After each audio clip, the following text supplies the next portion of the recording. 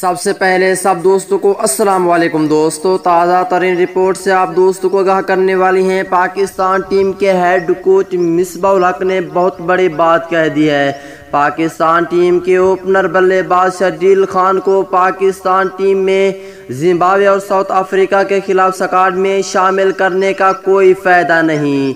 और कौन सी बातें की हैं आगे तमाम तर तफसील बताने वाली हैं दोस्तों। पाकिस्तान टीम के head coach Misbah ul Haq Pakistan team के ओपनर बल्लेबाज शर्जील खान के दुश्मन निकले।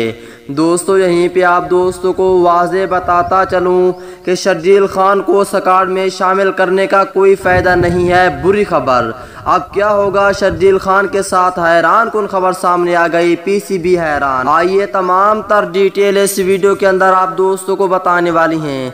तो दोस्तों इससे पहले इस वीडियो को लाइक करें, चैनल को सब्सक्राइब करें, बेल आइकन दबाकर ऑल पर लाजमी क्लिक कर देना है। और आप दोस्तों नीचे कमेंट सेक्शन में लाजमी बताना है कि पाकिस्तान टीम के ओपनर बल्लेबाज शर्जील खान को स्क्वाड में शामिल तो किया है, लेकिन उसे अब ऐसी खबर आ रही है कि उसे प्लेइंग 11 में शामिल नहीं किया जाएगा। इस हवाले से आप क्या कहेंगे कि उसे प्लेइंग 11 में शामिल करना चाहिए या नहीं? वैसे दोस्तों अगर प्लेइंग 11 में शामिल करने तो बहुत अच्छा फ़ायदा होता, क्योंकि उसे स्क्वाड में शामिल करने का तो कोई फ़ायदा नहीं जब उसे प्लेइंग 11 में शामिल ना किया जाए।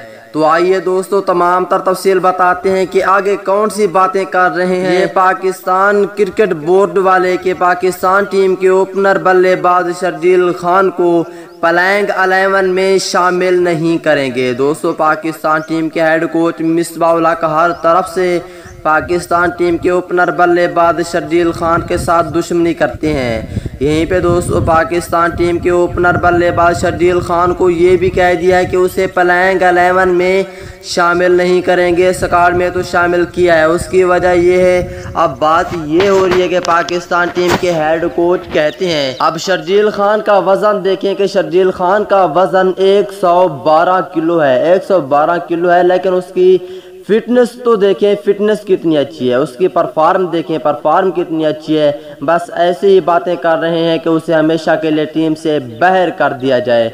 आप क्या कहेंगे इस हवाले से नीचे कमेंट सेक्शन में लाजमी बताएं।